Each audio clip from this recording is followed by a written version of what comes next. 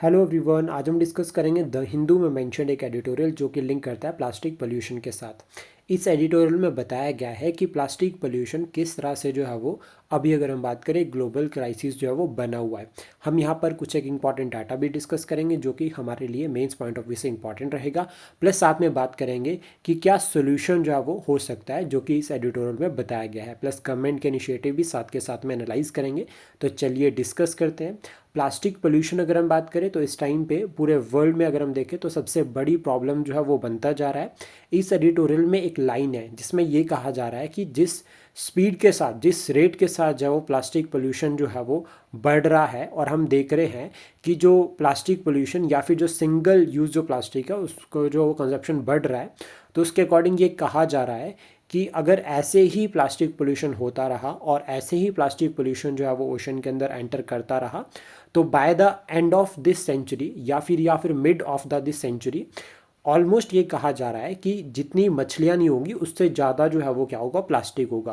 यानी कि मछलियों से ज़्यादा जो प्लास्टिक जो है वो ओशन के अंदर रहेगा। तो इस तरह के चैलेंजेस जो है वो हमें जो है वो देखने को मिल सकते हैं at the end of this century. तो इसको एड्रेस करना हमारे लिए बहुत ही ज़्यादा इंपॉर्टेंट है।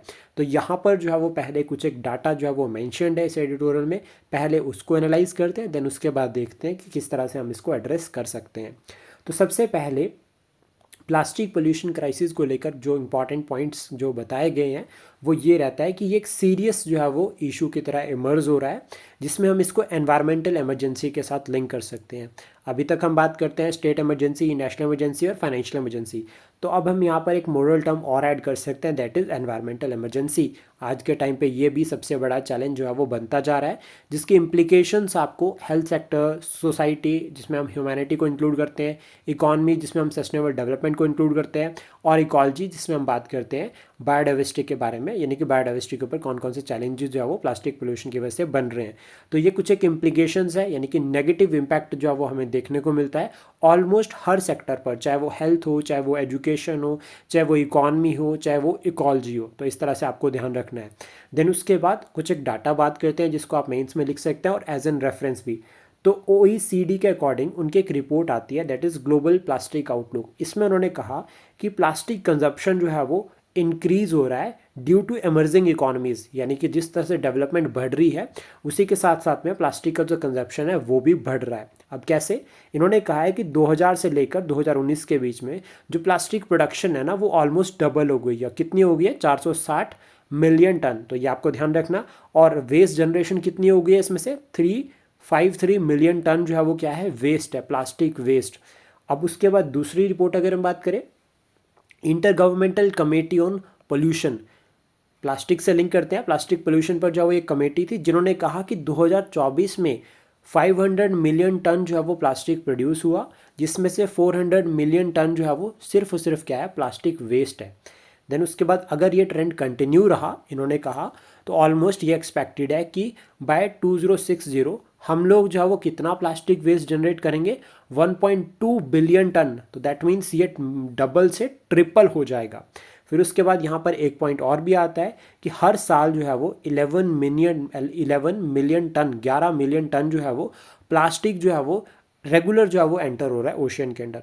फिर इसको लेकर जो यूनाइटेड नेशन एनवायरमेंटल प्रोग्राम के जो एक्सपर्ट्स हैं उन्होंने कहा कि अगर हम इसी रेट से जो है वो प्लास्टिक की प्रोडक्शन करते रहे और वेस्ट जो है वो जनरेट करते रहे तो हम ये कह सकते हैं कि by the mid of this century जो है वो प्लास्टिक ज़्यादा होगा ओशियन के अंदर in comparison to fishes. Then उसके बाद इम्प्लीकेशन क्या रहती है इसकी? तो देखो, सबसे पहले तो हमको याद रखना है कि जो प्लास्टिक है वो नॉन बायोडिग्रेडेबल है, तो दैट मीन्स कि नेचर में डिस्ट्रॉय नहीं होगा, लाइफ टाइम रहेगा।